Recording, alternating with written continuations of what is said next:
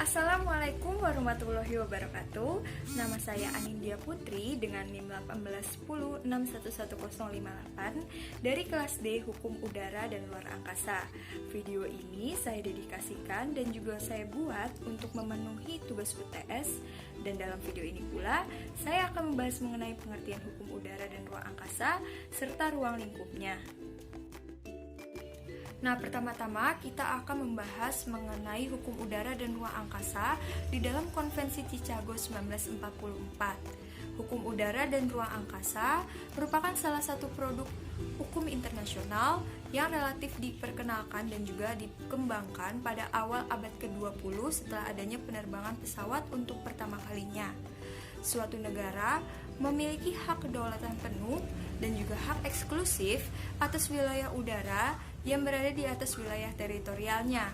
Hal ini sesuai dengan prinsip yang tertuang di dalam Konvensi Chicago tahun 1944.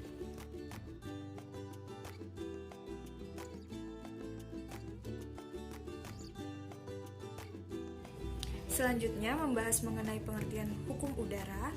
Menurut Jean Telecourt dan juga Autorize berpendapat bahwa hukum udara merupakan norma-norma khusus yang membahas mengenai penerbangan, pesawat udara, dan juga ruang dalam pelaksanaannya sebagai unsur penunjang dalam penerbangan.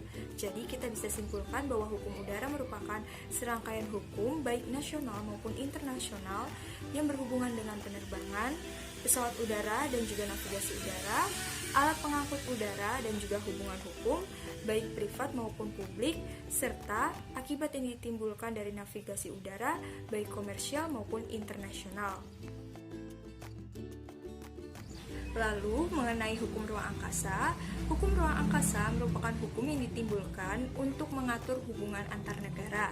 Hal ini dilakukan untuk menentukan hak dan juga kewajiban dalam aktivitas yang tertuju di dalam ruang angkasa di ruang angkasa. Jadi sampai sini kita bisa tahu apa yang membedakan hukum ruang angkasa dan juga hukum udara. Ya betul, yang membedakan hanya objeknya saja. Hukum udara objeknya itu seperti pesawat, terus juga navigasi udara dan juga alat penerbangan lainnya. Sedangkan kalau hukum ruang angkasa lebih ke laboratorium, satelit dan juga telekomunikasi. Selanjutnya mengenai sumber hukum ruang udara dan juga ruang angkasa diatur di dalam pasal 38 Statute of the International Court of Justice yang berisikan konvensi-konvensi internasional, kebiasaan-kebiasaan internasional, prinsip-prinsip hukum internasional dan juga putusan hakim dan ajaran para ahli. Lalu, sumber hukum ruang udara dan ruang angkasa dibagi lagi menjadi dua, yaitu berdasarkan nasional dan juga internasional, di mana internasional terdiri dari konvensi-konvensi internasional, kebiasaan-kebiasaan internasional, dan juga prinsip-prinsip hukum internasional, serta putusan hakim dan juga ajaran para ahli. Sedangkan di dalam sumber hukum nasionalnya terdiri dari konvensi-konvensi internasional, perjanjian bilateral ataupun multilateral, undang-undang nasional, jurisprudensi, dan juga perjanjian antara pemerintah dan juga perusahaan penerbangan, baik swasta maupun negeri. Dan yang terakhir, kita akan membahas mengenai ruang lingkupnya.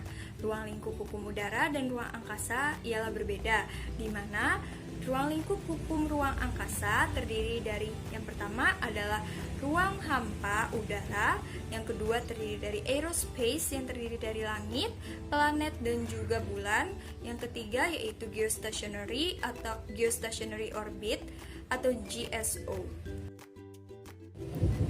Dan yang terakhir mengenai ruang lingkup hukum udara adalah segala sesuatu yang mencakup di dalam wilayah udara seperti penerbangan, pesawat udara, dan juga navigasi udara, bandar udara, keselamatan yang berhubungan dengan udara, fasilitas umum, dan juga fasilitas penunjang yang berhubungan dengan penerbangan. Sekian materi mengenai pengertian hukum udara dan ruang angkasa serta ruang lingkupnya yang bisa saya sampaikan. Kurang lebihnya mohon maaf. Wassalamualaikum warahmatullahi wabarakatuh.